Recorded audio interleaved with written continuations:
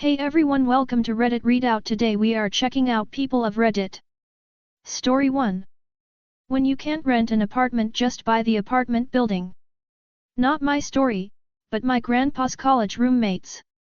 Anyways, what you need to know about this guy was he had money, and a lot of it. One day he saw a nice apartment building he wanted to live in. Like I just said, he was filthy rich. He asked for a room, and was talking to the manager about college, and the manager said, "Oh, we're not allowed to rent apartments to college students." So rather than going to his dorm room, he went to his lawyer. The two found the owner of the building and he bought it. The owner told the manager and said he sold the building, and would bring in the new owner the next day. The next day rolled around and he goes in with the previous owner. The manager immediately recognizes the guy as he says, "I told you I would like a room here, but you didn't give me one, so instead I would like your room. You have 30 days. Edit, for whatever reason I said he emailed the owner. Thanks for pointing it out, lol, I'm a little foggy on the details." Story 2. Make fun of me, I'll throw dead things on you and around your house. So I was around 13. And this boy picked on me and actually got one of his buddies to beat me up when I was in kindergarten and they were in the 5th grade, just because I offered them candy and they thought it would be funny to kick my ass. But they stayed with their parents for a few years after graduation. I lived in the country, so seeing roadkill wasn't that strange or even sad anymore. TBHBC, it happened so often. But at one time there was like 35 dead cats, raccoons and possums all over the road thanks to the semis flying through there as fast as they could, so I scraped them all up and bagged them up and hauled them to T&S's house. They slept with the window open in the summer, and so I snuck up to the window and took a rancid rotten raccoon carcass, unbagged it and threw PM through his window, right fun his sleeping body. Snuck to his friend's house and did the same thing. I shoved like 3 opossums in TS mailbox along with leaving carcasses scattered in the yard, in trees, and in bushes. They never picked on anyone ever again. Story 3. My mom is petty AF and I'm here for it. My mom is the result of my gran's second marriage. She had 5 older siblings and my gran would stress that as my granddad raised all the children from small, she considered all her kids to be no more or less than just siblings. My gran had her first 5 kids pretty young, so my cousins are considerably older than my brother and I. So in the mid-80s these cousins start getting married. And my mom wasn't invited to their weddings. They all had a similar story, they only want their full-blood family at their weddings. My mom took it in her stride, but it must have hurt a lot.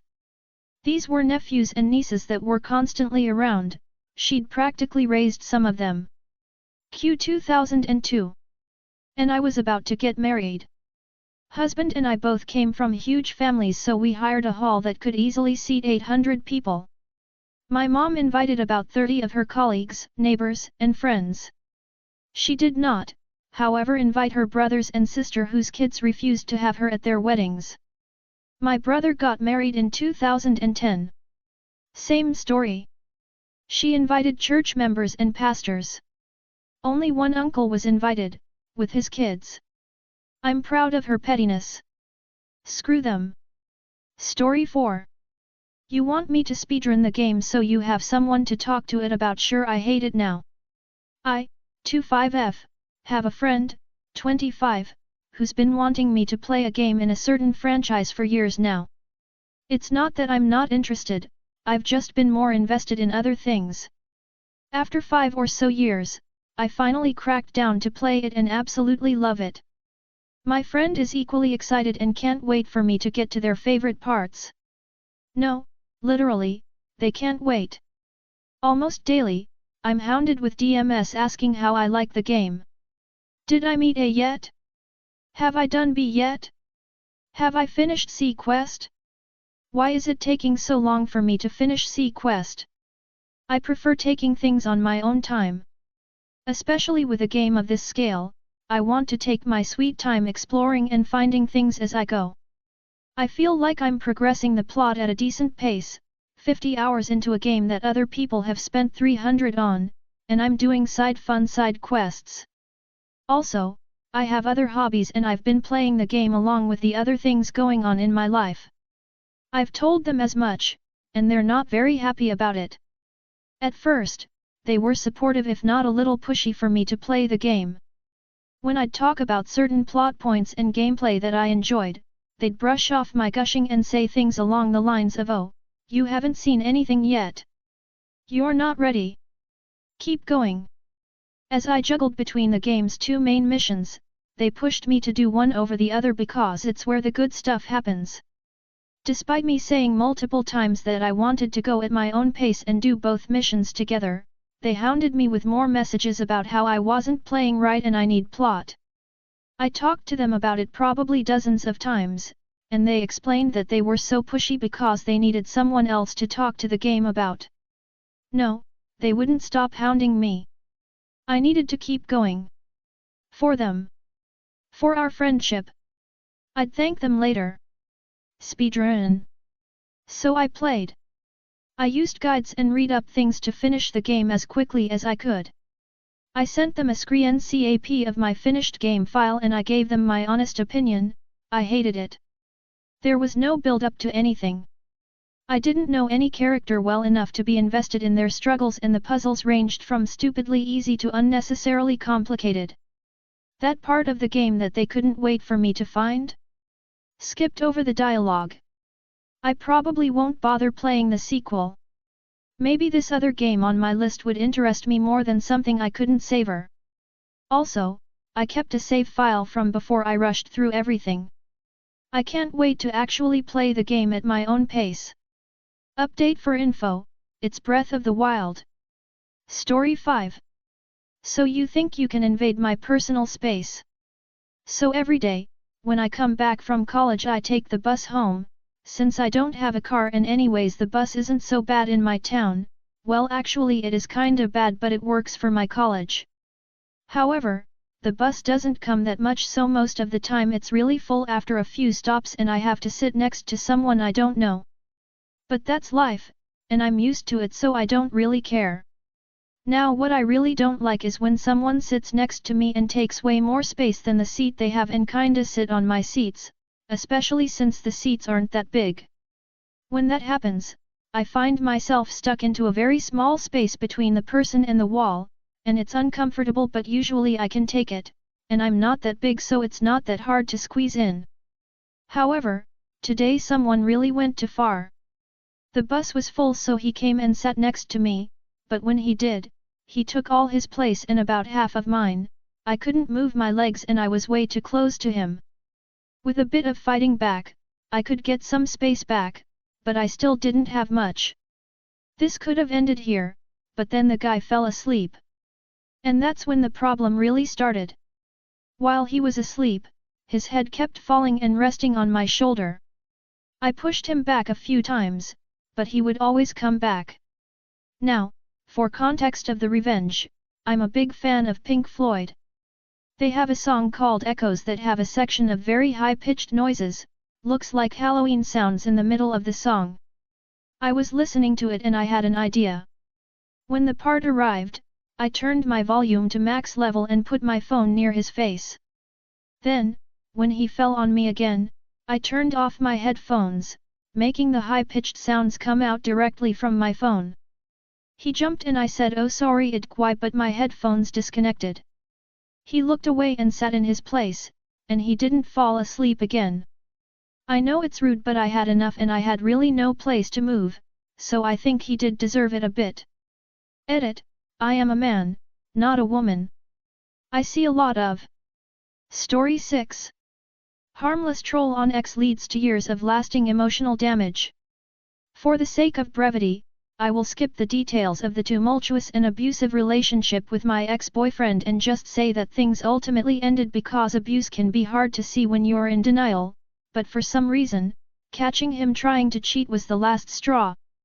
We dated for about 2.5 years and lived together for the majority of that time. We shared several of our devices for streaming and general use while we lived together, and he would use my spare laptop as his personal laptop since he didn't have his own at the time. After we split and I moved out of our apartment, I noticed that he was still logged into his social media and email accounts on my old laptop. I normally do not condone going through someone's messages and invading their privacy, and if I could, I would travel back in time to tell myself that the relationship is over now and that it doesn't matter that there is so much I will never know.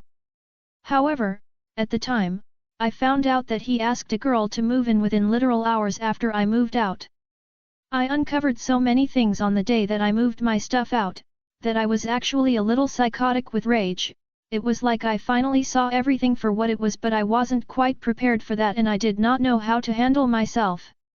When I saw that I now had access to his Facebook account, it was 2018 and FB use was still common, I felt entitled to do some digging because I just wanted to know the truth about all the things he lied about.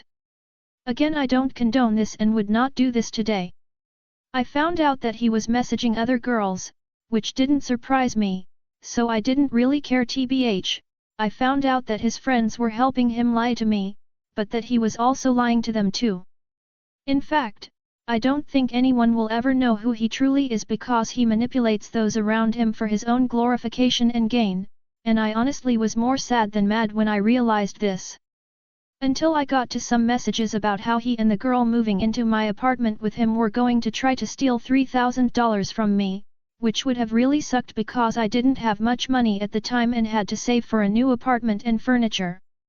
I decided that I wanted to do something to make myself feel better about my shitty situation and getting so incredibly pawned by him, but I also didn't want to make it obvious that I hacked into his account.